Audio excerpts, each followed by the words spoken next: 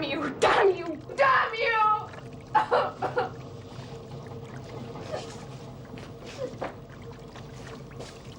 What's the matter? I can't bear it. This is the third time it's happened. Look at the mess. Just look at it. Call the plumber. What's the point? Even if he consents to come before Christmas, he won't be able to fix it. Why not? Because it's too bloody old and there are no parts. I've told you that before. We've got to have a new one. Well, I can't stop now. Let's talk about it tomorrow. Why not tonight? I've got a meeting with the GMC. Damn you and your meetings.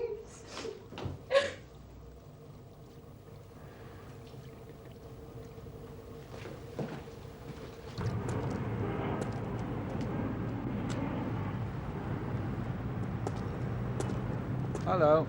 Hello. I thought you weren't coming. Sorry I'm late. The court took a little longer than I thought. That's all right. What would you like to do? I thought perhaps you'd like to see my flat. Yes. Yes, I'd like that. I can't stay long. I have to meet someone at 5. Another woman? No. Shall we get a taxi? Mm. Good.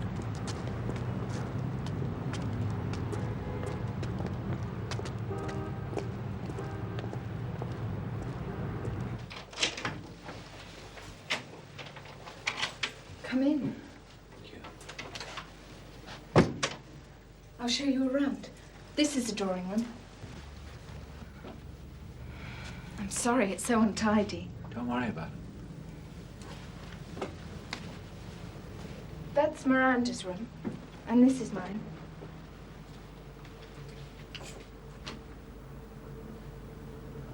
Is Miranda here? No.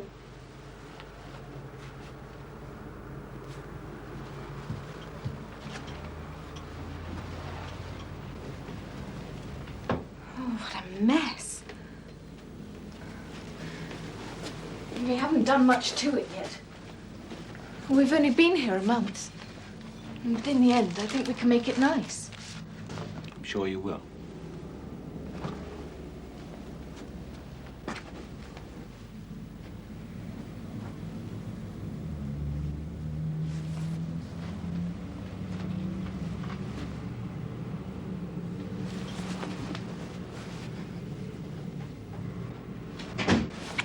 What's the matter? I think your friend has returned. Oh, hello. Miranda, this is John Strickland. Hello. Hello. John Strickland. Don't you know my parents? Yes, yes, I do. Oh, I'm sorry to barge in. No, you didn't. I was just leaving. Jilly just wanted to show me the flat. It's a terrible mess. Well, I'd better go. Goodbye. Goodbye. Good to meet you.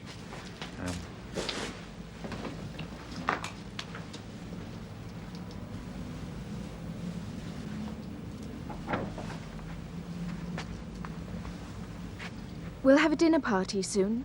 You'll have to come. And Claire too, of course. I'm sorry about that. That's all right. I'll see you soon. Thank you. Goodbye.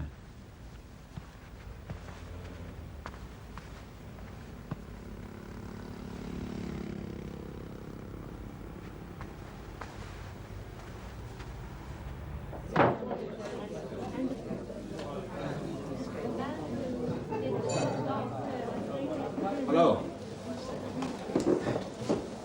Are you early, or am I late? No, I was early. My appointment was briefer than I thought, and there's your drink. Fact. I'm sorry I got held up by the blackout. It's bloody marvellous, isn't it? Should be over in an hour, though. Cheers. Cheers. Now, we've both got a little wife pining away for us at home, so I won't keep you. No panic. Oh, there could be. The first thing I want to know is, are you still interested in becoming an MP? Yes, well, you know I am. I've already been quite active in my own district. Yes, I know. My spies on your General Management Committee have kept me well informed. I'm quite impressed. Well, anyone can do it who's prepared to spend the time. Would they support you as a candidate? We've already got one. No, I don't mean in your own constituency. First thing we've got to do is get you onto the B list at Transport House. That's the first step. Would that be difficult? Well, do you know who I mean by Jack Vaughan? Jack, yes. Small dark chap on the GMC. He's agreed to propose you and find a seconder. Oh. What happens then? Well, if both Transport House and the GMC approve you, which they will, then you go onto the B list. Yeah. You're eligible for selection anywhere in the country. Oh, I see. Then I trudge round to the selection conferences, is that it? Normally, yes, but in your case, we've got something cooking. Like what?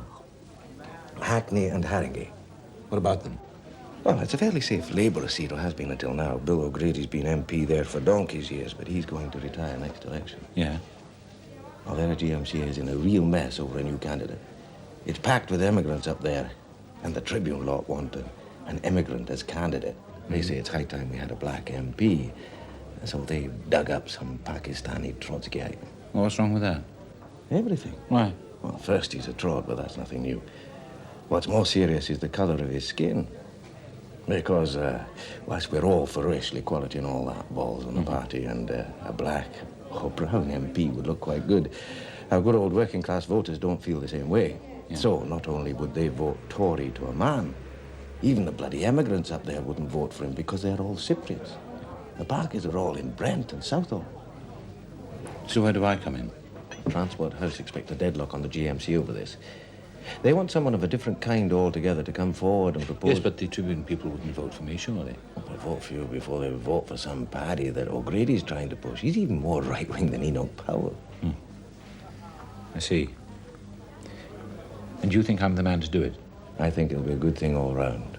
The party want to hold the seat, and they'll sure as hell lose it with a Paki or a jack-booted bog Irishman. Anyway, we need good men of your age in the House of Commons. Yes. All right. Well, when will Hackney and Haringey choose their candidate? Oh, not until after Christmas. But that doesn't leave you a lot of time to get your face known. We're going to have to move pretty fast on this one. Yeah. Very good of you to do this for me. I'm not doing it just for you as much as I love you. Oh, I'm working for you because I think you'll go far. And if I go even some of the way with you, I'll get further. A bloody damn sight further than I would on my own. Good.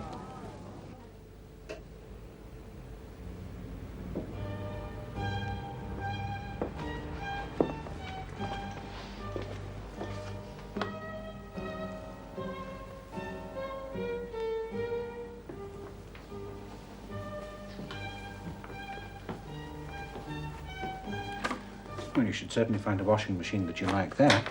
I'm afraid most of them seem to be German or Italian. Don't believe it. Have you been drinking? Yes, I have. But I picked those up before I had the drink.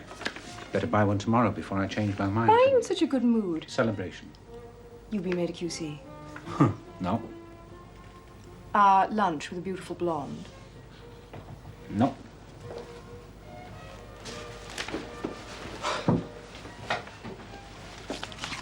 Then I give up. It seems possible that I'll be selected as a parliamentary candidate. Thought you might not be pleased. I am, for you. Well, don't worry about it. Doesn't have to involve you. Won't I to open fates? Not nowadays, not in the Labour Party. Certainly not in Hackney or Haringey, unless you can speak Greek, Urdu and Swahili. I wish you could have got an English seat. Do you mean like Cheltenham or Stowe on the Wold? Yes. Well, I really can't see the red flag flying there, can you? Something different about you. I had my hair done. Yeah. You're wearing scent as well. Why shouldn't I? Oh, no reason. You look very nice. Thank you. Anyway, I'll go and see the children. We haven't got anything on tonight, have we? No, why? You usually have your hair done before a party. Yes, well, we aren't going to any parties. My hair's looking such a mess, I thought I'd better have it done anyway. Looks very nice. I like that skirt and blouse, too. Thank you. Just right, don't you think, for the wife of an MP? Okay.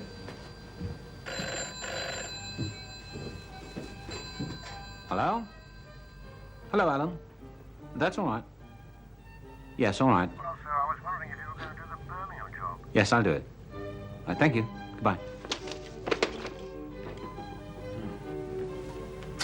That was my clerk. I have to go to Birmingham on Monday. What for? Tedious licensing application.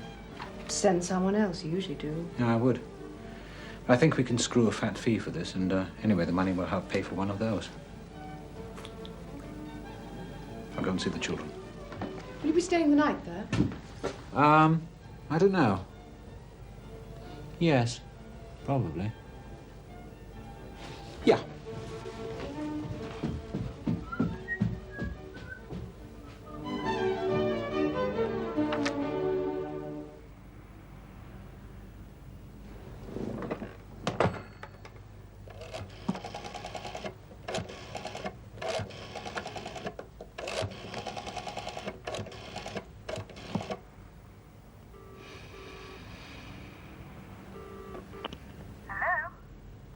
Hello, is Jilly there? No, she's gone away for the weekend. I see. Do you know where? Oh, yes, to Norfolk, to her grandparents. Oh, thank you. All right, I'll try and get hold of her there. Bye. Goodbye, thank you.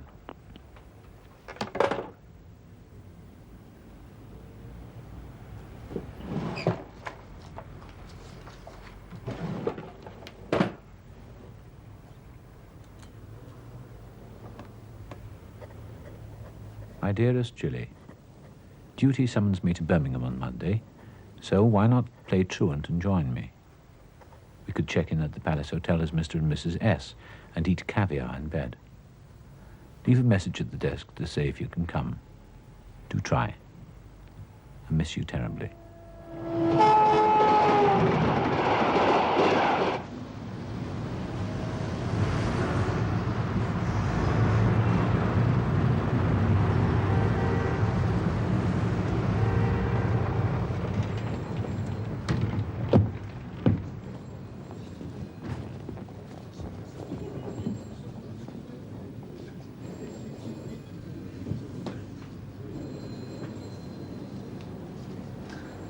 Good afternoon. Oh, good afternoon. My name is Strickland, John Strickland. Made a reservation. Oh, yes, Mr. Strickland. Is there a message for me from my wife? No message, Mr. Strickland. Ah. So I'm expecting her to join me here, so I should like to change my single room into a double. This is your room, sir. Thank you.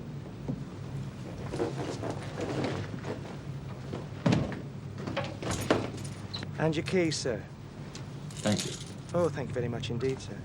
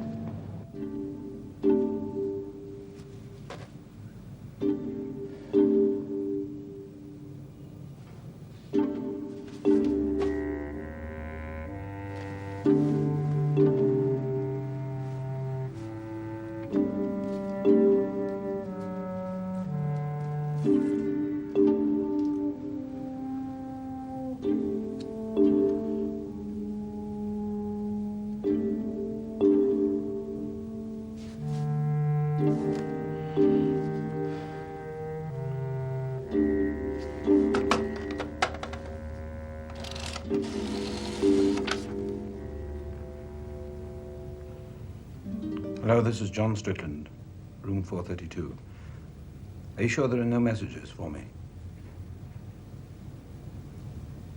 You're quite sure?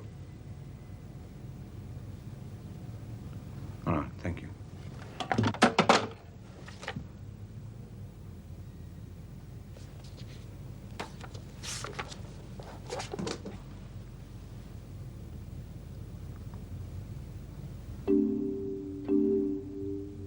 Life, a series of increasing sufferings, flies further and further towards its end. The most terrible suffering.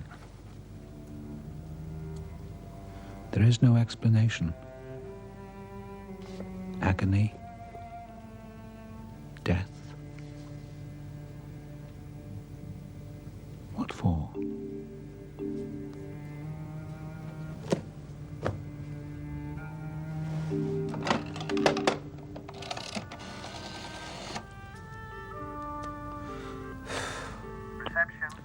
This is John Strickland again, room 432.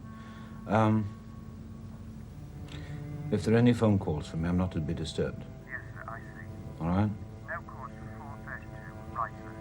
Thank you.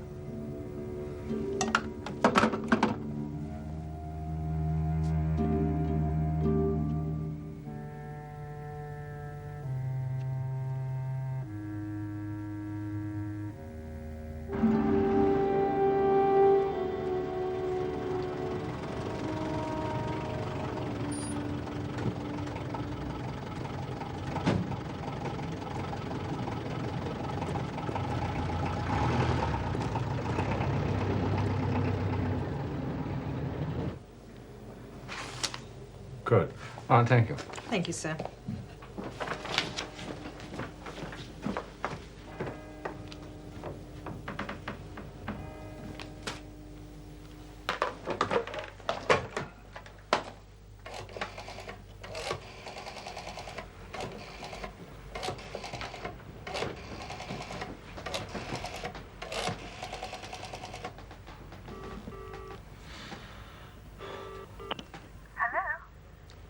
Hello, this is John Strickland.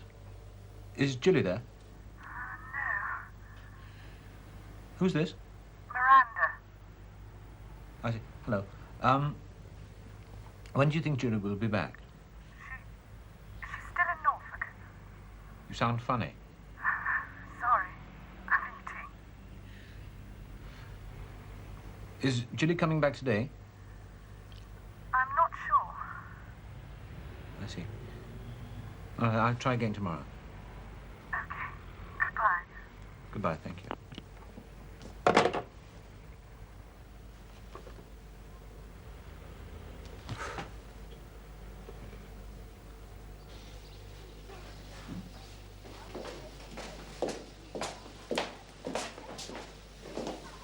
We're off to church now.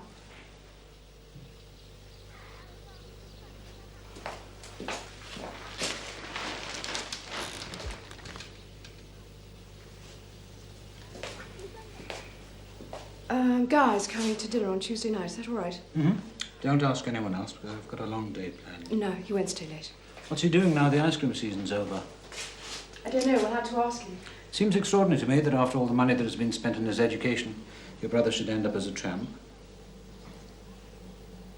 You judge everything superficially. You don't seem to see that there might be more to life than making it to the top of your profession. There's more to Guy's life than selling ice cream. Like what? But can we talk about this later? I'm going to be late for Mass. Like what?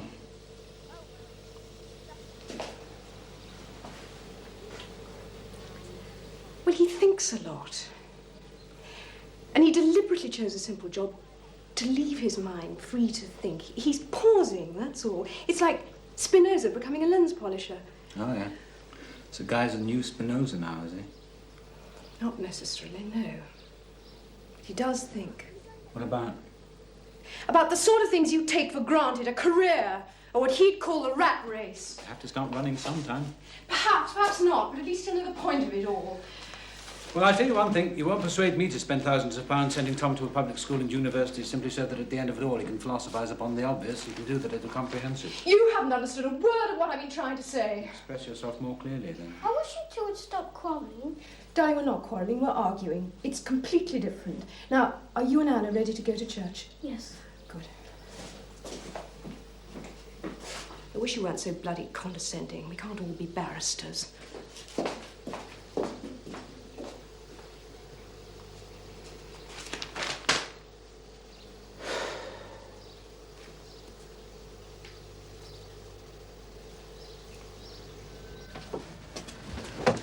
Super dinner, Claire. Oh, good. Go and have a drink with John. I'm just going upstairs to see the children.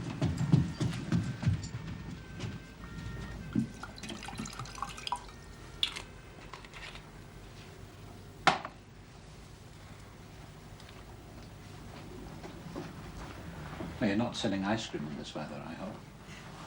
No. Hot dogs. Outside the tape. Oh, yes.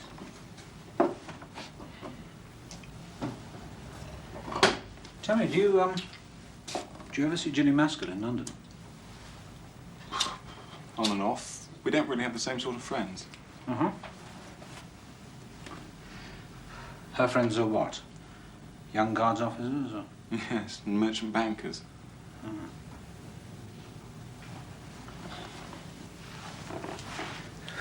As a matter of fact, I had lunch with her. Oh, not so long ago. Yes, I know. She told you? Yes. When did she tell you? What did she say? At the weekend? Last weekend? Yes. Were you staying with the Mascalls? A whole load of us went down. Oh. Was there a house party or something? Yes, you could call it that. Oh.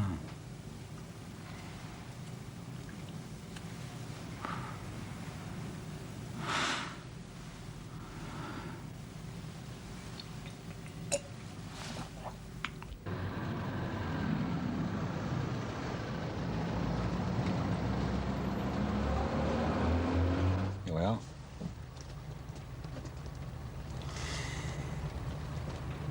Look, if I were you, I'd just take care. Why? She showed me the letter, the one about meeting you in Birmingham. She showed it to all of us. Oh. I wonder why she did that. For a laugh, I suppose. Did you tell Claire? No. Is Jilly back in London? Well, we all came back on Sunday night. Did she show the letter to her parents? No. She's not nasty. Just young. Yes. I'm sorry, it must have been very awkward for you. Not really. I was quite impressed. I didn't think you had it in you. Oh. Do you think Claire will find out?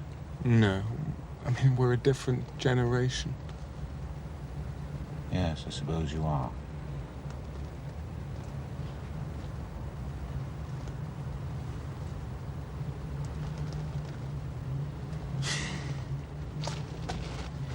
Thanks for the lift. Good night. Good night.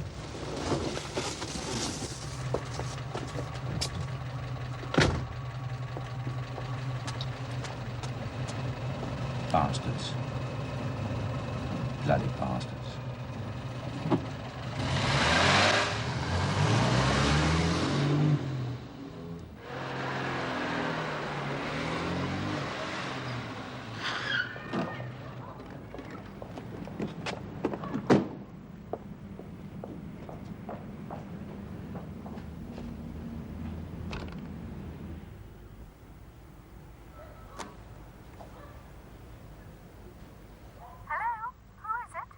It's John.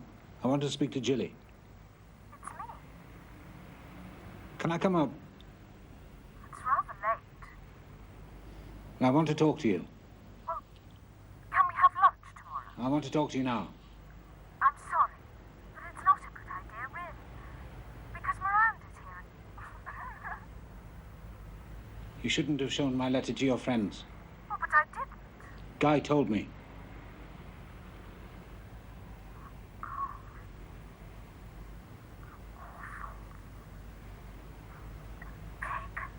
Why did you do it?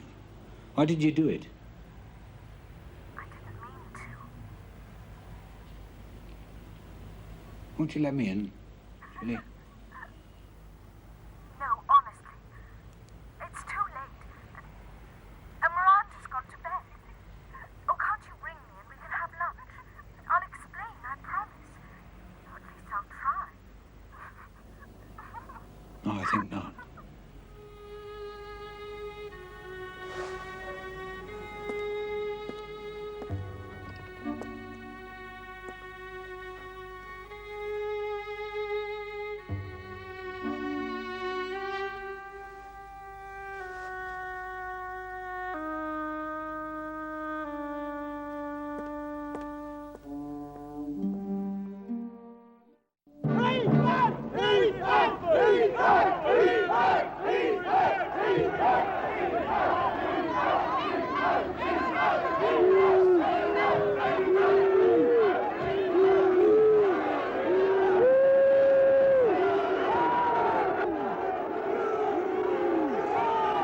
He, a former Prime Minister, advises them to ignore the pay code approved by Parliament within the framework of an Act of Parliament.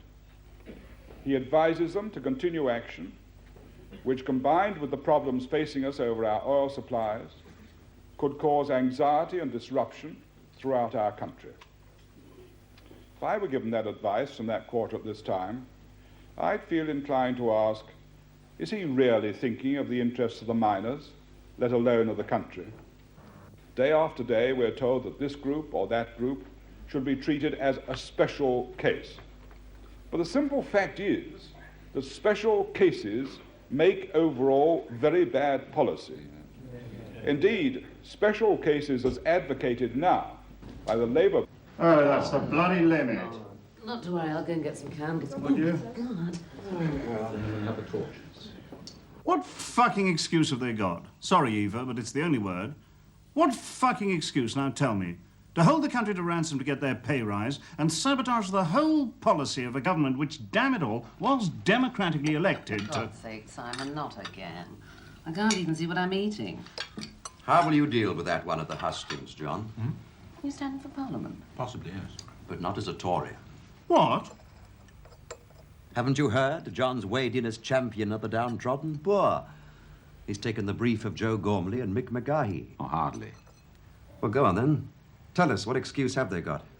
For what? For trying to bust Phase 3. The excuse that this particular government promised never to introduce an incomes policy. That may be so. And that may be why the ignorant workers feel double-crossed by Ted Heath. But you're not an ignorant worker. You know that the House of Commons is not a delegate body. It is sovereign and, as such, has the right to change its mind. Please don't talk about politics now. No, do. I don't think I've ever met anyone before who actually defends the union. I think they have a case, that's all. What case? That it is unjust if some members of society are allowed to sell their services to the highest bidder and others are not. The coal miners are not selling their services to the highest bidder. They're operating a cartel, which in business is forbidden by law. Law we all expect the businessman to obey, but somehow the trade unionists are above the law. You expect too much of the law. That's very modest, coming from a barrister.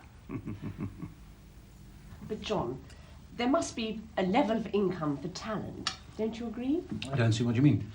But, you don't expect, surely, that the coal miners or power workers should have to accept that they always earn less than the barristers or merchant bankers, surely? Why not? No, they have, over the past 100 years or so, improved their relative position, and I can see no reason why they should not continue to do so. And when will that be enough? And a coal-face worker earns as much as you. But there's no law to prevent a coal miner becoming a merchant banker. No, no law. I don't see you offering him a job. Because he wouldn't be able to do it. Ah, there you are, you see. He assumes that coal miners are stupider than merchant bankers when there is no evidence whatsoever that this is true. He also assumes that the merchant banker's financial cunning should bring a greater reward than the courage and endurance of the coal miner. Now, wait a minute. What confuses your damn silly argument is your own damn silly position. I mean, why do you, well on the way to the top of the pile, indeed already there to all intents and purposes, side with those at the bottom? It's a barrister's job to plead. Don't avoid the question. Why do I plead for them and not for you? Yes. Because you don't need me. But they do? Yes. Were you asked by any of these working-class serfs to stand for Parliament? No. You put yourself forward? I was put forward. By friends? By friends of friends. Who knew that you wanted to stand? Yes. Because you told them? Yes. So, in effect, you put yourself forward? I suppose so, if you insist. And why, I wonder? Why not? Could it be vanity? Could that be what inspires you, neurotic vanity? You think that you're cleverer than the rest of us, and to prove it, you have to take a contrary view, wading into politics, waving the banner of common sense, and infecting others with your idiocy. Henry, half-cold lamb in a blackout is bad You enough. haven't established that it is idiocy. Of course it is. Why?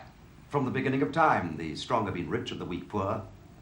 The poor only get richer and the rich get richer still because bigger crumbs fall from their table. What have your socialists ever achieved? Poverty all round. Drab, dull, universal penury. imposed by a dictatorship and justified by the out-of-date ideology of a German Jew. I'm not a Marxist, and it's a cheap trick to tar all socialists with a Marxist brush. That is the irony and the tragedy. An intellectual thinks himself too clever to be a conservative and too noble to work for his own interest. And to satisfy this vanity, offers his services to the Mick McCarthys of this world, open card-carrying members of the British Communist Party, and thereby helps the tyrant to take over. And when they do, I may be the first to go, to disappear into some re-educational establishment, which is the term I believe you socialists use now for the concentration camps. But you, John, you will be the second. You will go as certainly as I will, and your children will have to struggle on as best they can with a government that practices positive discrimination. Socialist cant, I believe, for keeping clever children out of decent schools. Our children with their bourgeois origins will be barred from the universities as they are in Czechoslovakia. They will be forced to take jobs as janitors and lavatory cleaners, while the working class you help to liberate will become the new bourgeoisie, while Tom and Anna will be condemned to the new class of slaves. You're unduly pessimistic. And you're unduly insincere. It must have something to do with being a barrister. You can plead either way with equal conviction, and yet you cease to question whether one side may be right and the other wrong. And if you did, you would know I was right, because you're not a fool. But to work out some chippy little complex of yours, you have to take the other side. Now, that is insincere, isn't it? It's rather your speciality these days. I don't know. Perhaps you're right.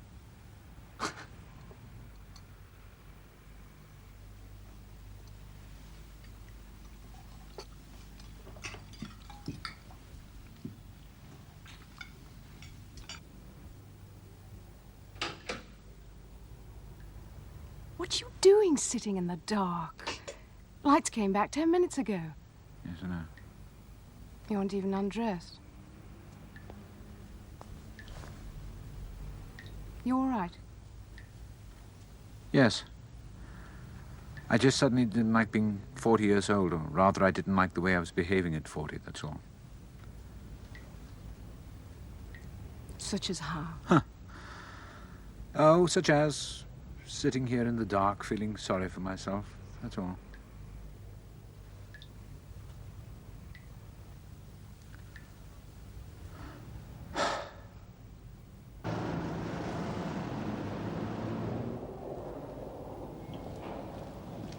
Mr. Strickland.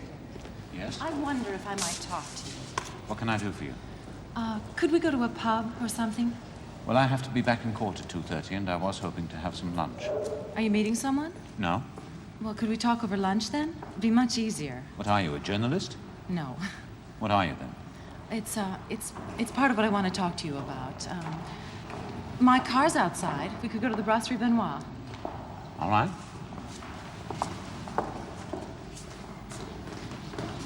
Well, what's your name? Or do I have to wait for that too? Paula Gerrard. Oh.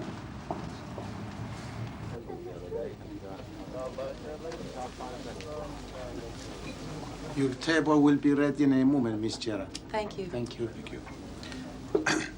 So, what's this all about? It's about Terry Pike.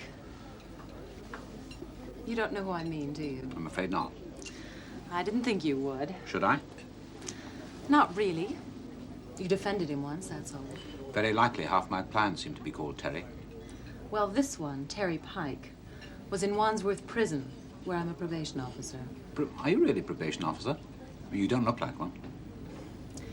Well, I'm not exactly a probation officer. I'm a voluntary social worker. But it's part of my job to help Terry Pike. Is that part of a course? It qualifies you to take the course. But I don't want to talk about my life. Why not? I'm sure you're far more interesting than Terry Pike. I'm not. Oh, I'm sorry. Right, go on. Well, you probably know the sort of work we do for prisoners. I ran errands for Terry to his mother, that sort of thing, and I tried to find him a job to come out to. What sort of job? He wanted to do the knowledge in order to become a taxi driver. Would he get paid to do that? No, but I got him sort of grant. Oh, so there are scholarships for taxi drivers now, are there? No. I arranged something through a company. You seem awfully efficient. I try my best. Yes, so do I. Go on. Terry, or Pike, as you would call him, was only in on a 6-month sentence. He came out on probation last month, and he's already been rearrested for robbery, conspiracy to rob, and causing grievous bodily harm to a security guard. Oh dear, not exactly the way to repay your care and attention, is it? That's not the point. Anyway, he says he didn't do it. Of course. But he has been committed, and he would like you to defend him. How very flattering. Why does he want me to defend him? Because he thinks you'll try harder. In what way? He's convinced that barristers do deals with the prosecution. Favor for favor. I hope you explained that it doesn't work like that. I told him he was being optimistic. Tell me, why does he think that I try hard and do this sort of deal for him?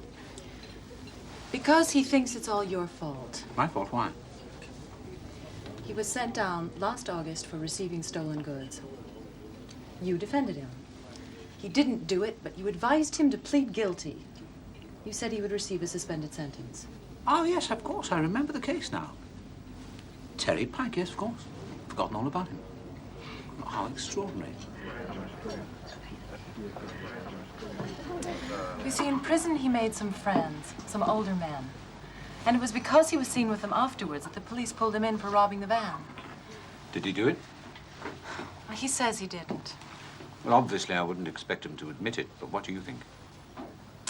I think perhaps he may have had something to do with robbing the van. Really? But I know he didn't receive the stolen goods. And if he hadn't gone to prison for that, he would never have got involved with serious criminals. I suppose not. It's horrible and terrifying inside a prison. And what is so sad is that Terry boasts about it now as if it's made a man of him. He met professional killers in there. Men who'd kill anyone for a few £1,000s. And this other firm, the firm that's pulled the wages snatch, they're dangerous people. Have you met them? No, but Terry's told me about them. Well, you seem to have won his confidence at any rate. To a certain extent, I think. But it hasn't helped. Why hasn't it helped? You see, one amateur social worker isn't enough to pull a boy like that out of a criminal environment, however hard you try. It's a question of, I don't know, feeling that you don't belong to society, that you hate society. In fact, feeling you belong to a different society altogether. Yes, the Wandsworth Old Boys Association. Exactly. I'm sure you're right, but I don't see what can be done about it. What can be done in general? Or what can be done for Terry Pike? Both. Well, I think they're two separate questions. I agree that individually there's very little we can do. When Terry came out of prison, I got him a grant to do the knowledge, and... Well, you'll laugh, but I threw a cocktail party to introduce him to some friends of mine. How did it go? Awful. It was a disaster. They all treated him like he was an animal out of the zoo. And he was so shy, poor thing, he could hardly talk. And when he did, they only understood half of what he said. I can imagine. The gap is too wide to be bridged just like that. And you know, seeing my friends through his eyes, I thought, why should he want to cross over from his society into ours? There's something friendly and lively about the criminal fraternity. Something false and cold about the upper classes. Oh, I quite agree with you. Of course, I'm not a convert to the criminal classes. I see. What class do you belong to? I don't believe in divisions like that, unlike my father. What is he? A banker. What sort of banker? He's called Sir Christopher Gerrard. Oh. What is it? Nothing. I thought you were an American. My mother is. East Coast. I was educated in the States, Radcliffe, and then I escaped to Europe to finish off. My father is English to the bone. And if you look at the way he makes his money, you might find some moral riddles. And if you go right back to the source of the money that made the money in the 17th and 18th century, there is no riddle about it. It was piracy, slavery, opium. His loyalty is to his capital, not his country. You sound as if you and your father don't get on. We get on extremely well.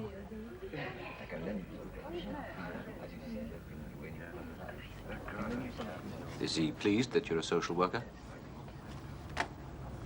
He doesn't mind, as long as I'm happy. My mother is appalled. She's a frightful Bostonian snob. The idea of my mixing with murderers. She longs for me to be safely married to a stockbroker. And you? What? Well, do you long to be married to a stockbroker? I'm hardly likely to find one in Wandsworth Prison, am I? Well, I wouldn't be too sure about that. I don't want to marry a stockbroker anyway. I dare say it's time I got married. Why? I'll soon be on the shelf. How old are you? How old do you think? 24, 25? I'm 28. Oh, well, that's not too old. How old were you when you got married? 28. And your wife? 20. There you are. I'm on the shelf. I think Claire wishes that she'd waited just a little anyway. Is Claire your wife? Yes. Well, I'm certainly glad I didn't get married when I was 20. Why? I'd have married someone ghastly. What sort of person would you have married? To know? A stockbroker.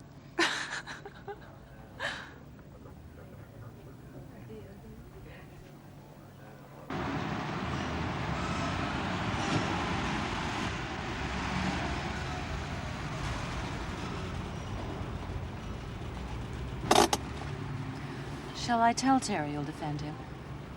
It has to go through the solicitors and clerks, as I said. You can tell them that I will if I can. However, I think I ought to make it clear that I do not accept responsibility for Pike's earlier conviction. Of course. Goodbye, Mr. Strickland. Goodbye, Miss Gerrard.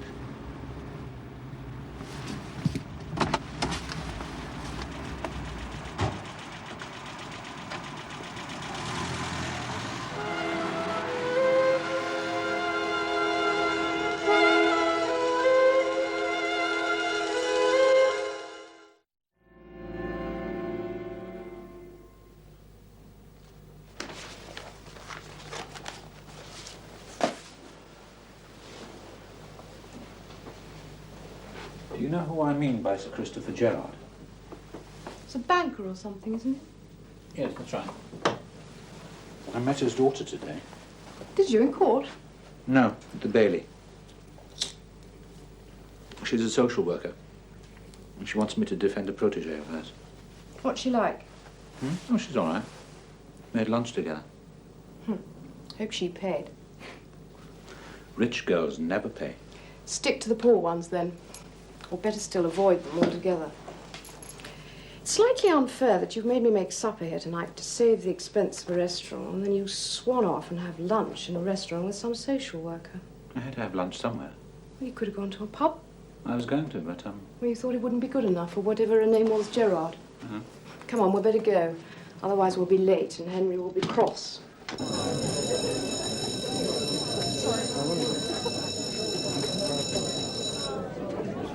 There we are. Just made it. This place seems to have driven everyone to drink. All we need now is a surfeit of plays about the whining working classes. I'm rather enjoying it. Oh, yeah? What about you, John? It's rather up your street, eh? Yeah. Working class lad, educated above his station? Yeah. No, I preferred the one about the rugby players. Oh, yes, that was the one about a lot of bear boys' bums. Oh, do shut up, darling. All right, I'll raise the tone a little. What do you know about Sir Christopher Gerrard? What on earth do you want to know about him? He had lunch with his daughter today. The formidable Paula. Yeah. Well, I can tell you about Sir Christopher. He inherited around £1 million himself, married an American worth twice as much, and they must have trebled their joint fortune in banking. Paula's their only child. She's said to be neurotic, but then she can afford to be, can't she? I hear she's become a do-gooder. Well, she's a social worker. That's how I came across her. Well, I suppose we better go back. Glad you're enjoying the play. I met her a couple of times. Who? Paula Gerrard? A cousin of mine was at a Swiss finishing school. Do you remember her? Clear as crystal. What was she like? Pure poison.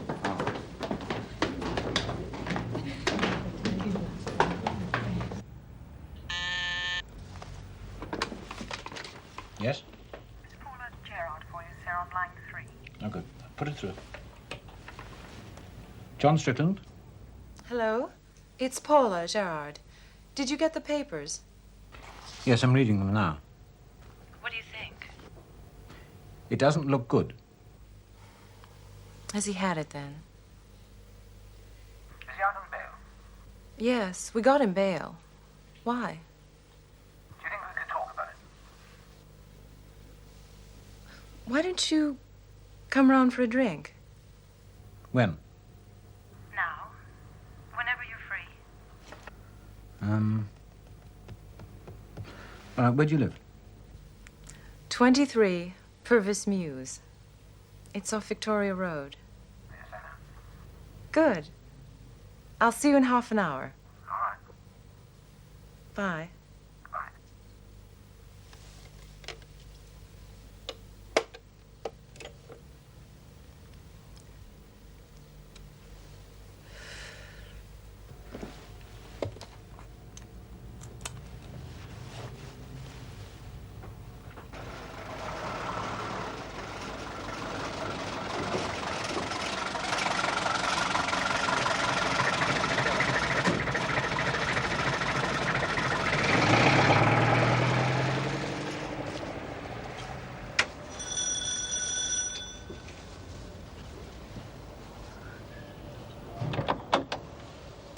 Hello. Hello.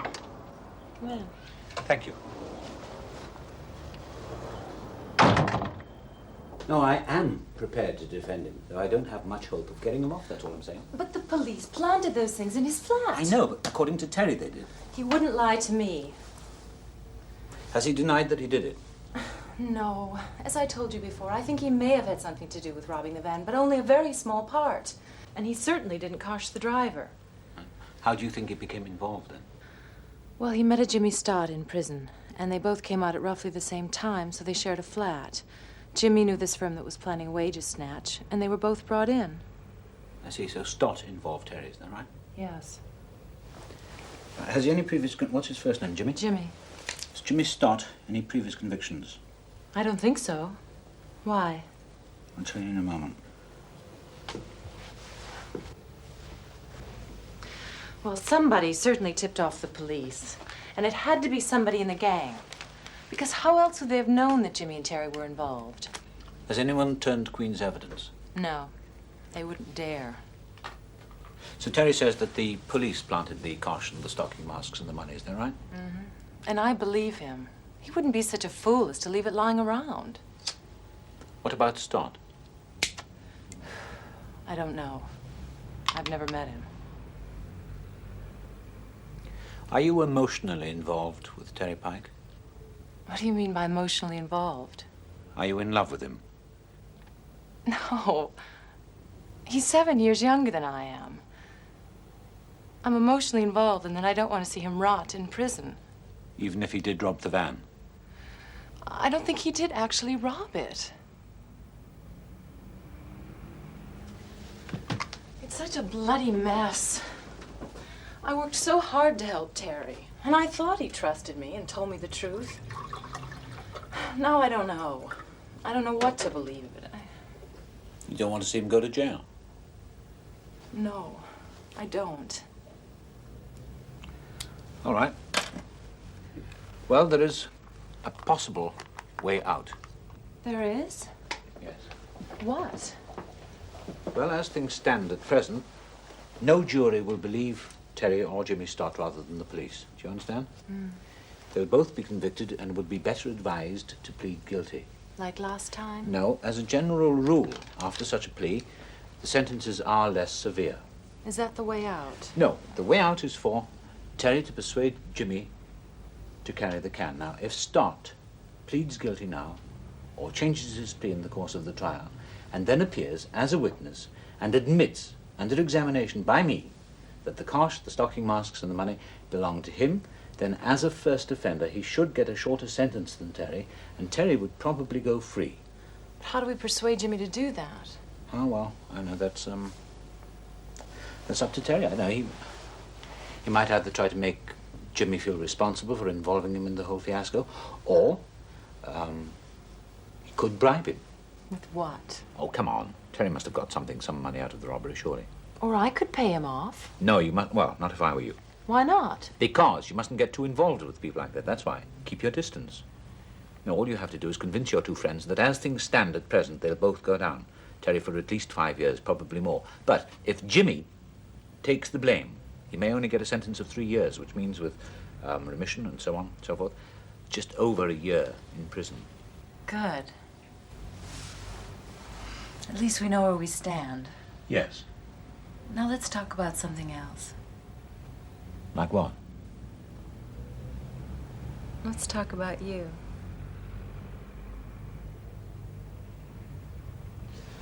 I think another time.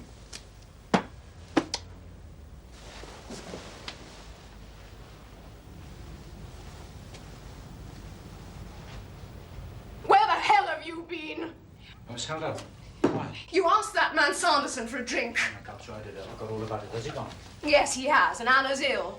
I've been to and fro, filling his glass with sherry and emptying her bowl was sick. Oh, really? I'm sorry. It couldn't be helped. So where were you? Your clerk said you left at 4. I had to talk to Paula Gerrard about that case of hers, that's all. God.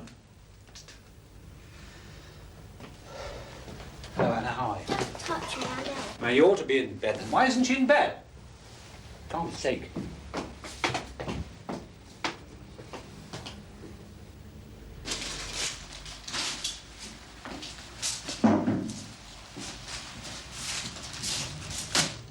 Where does she live?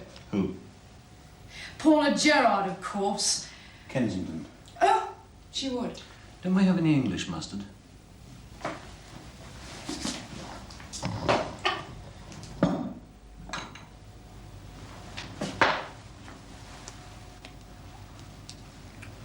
I trust these meetings aren't going to become a habit. I don't know what you mean. Since I do have to talk to her, at least until the trial, we could invite her for dinner, if you wish. What, just her? No, not just her. No. Have a dinner party. You like dinner parties, don't you? Who else am I supposed to ask? I don't know.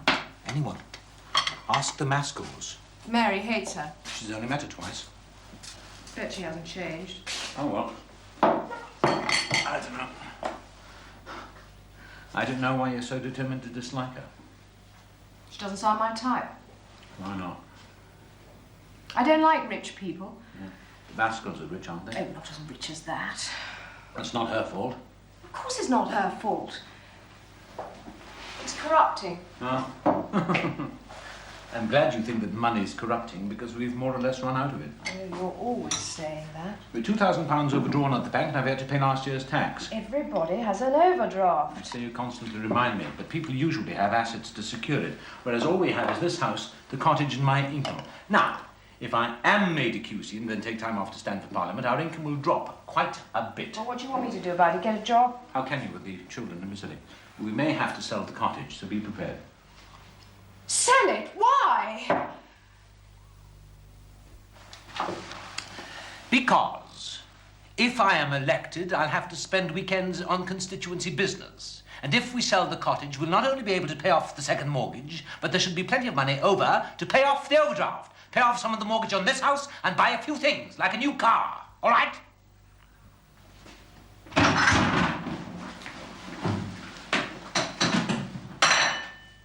Well, don't you agree? And where are we meant to go on holidays? Hackney Marsh? Well, if you showed any kind of financial restraint. Are you telling me that I'm extravagant? Insisting on 2 houses when we can barely afford one could be called extravagant, yes, I think so. Oh, I see. So it's my fault, is it?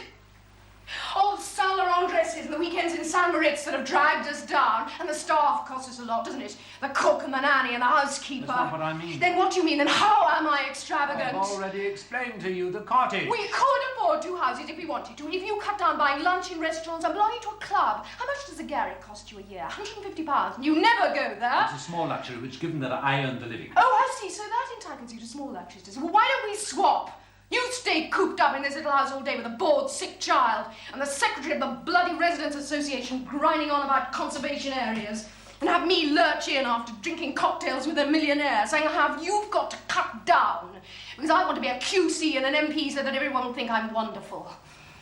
Is that what you think? That everything I'm doing is nothing more than an ego trip so that people will think I'm wonderful? Yes, that's precisely what I think.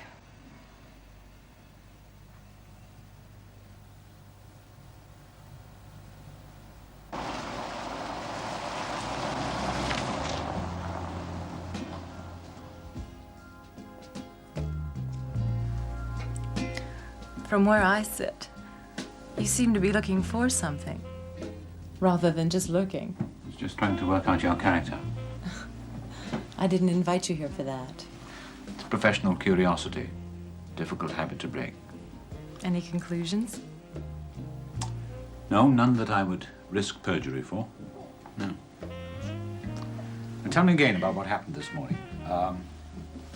Terry met with Jimmy Stott, and Jimmy may be prepared to take the blame. Is that right?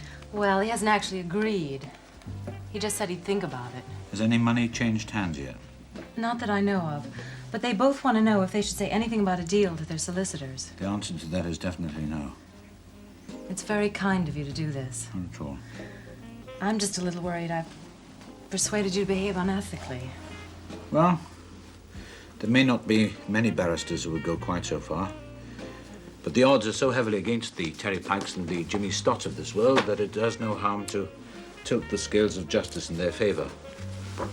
After all, the police bend the rules by inventing verbal statements and planting evidence now and again. See, under our adversary system of justice, the object of a court case is not to arrive at the truth, but to play out a skilled and subtle game according to certain rules. The evidence is the hand you're dealt at the outset, and false evidence is a kind of accepted cheating that has crept into the system. Yes, but most people don't realize that. Of course they don't. They're not expected to, are they?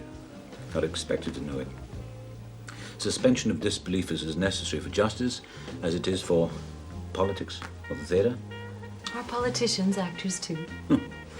Yes, up to a point, I suppose. I thought you had principles. Oh, I do, but I'm not under any illusions.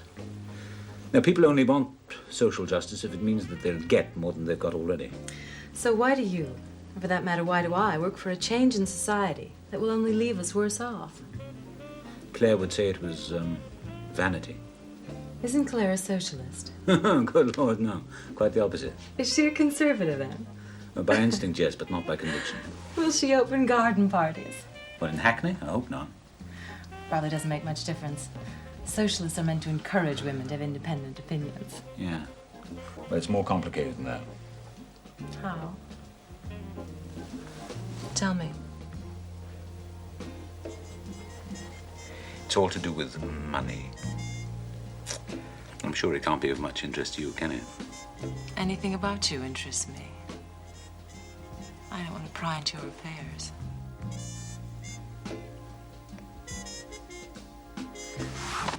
No, it isn't that. It's just that there isn't much to pry into.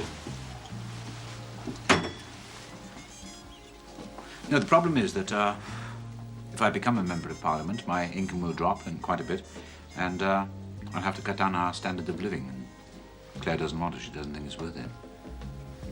How strange. One would have thought she'd be proud of you. I would be. Would you? Yes.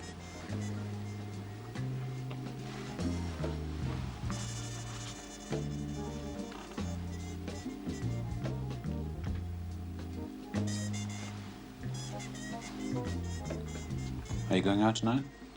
Not really. Let's have supper somewhere. Don't you have to go home? No. I'll tell Clare that I had to go to Hackney or somewhere. I don't feel you have to.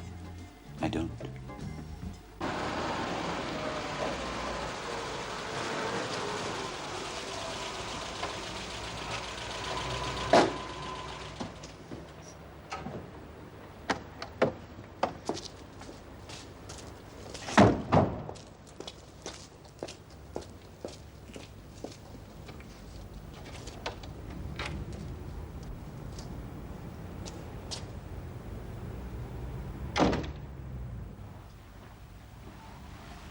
I can't.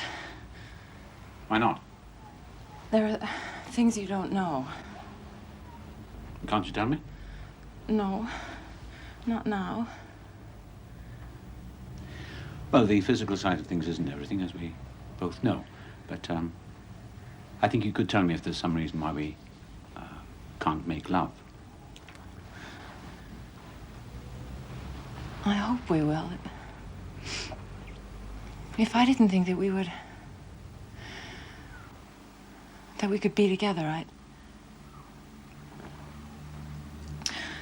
Only don't ask me why. Not now. All right. Well, when can we see each other again?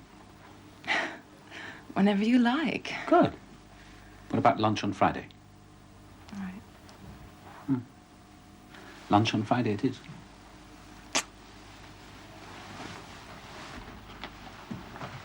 Good night.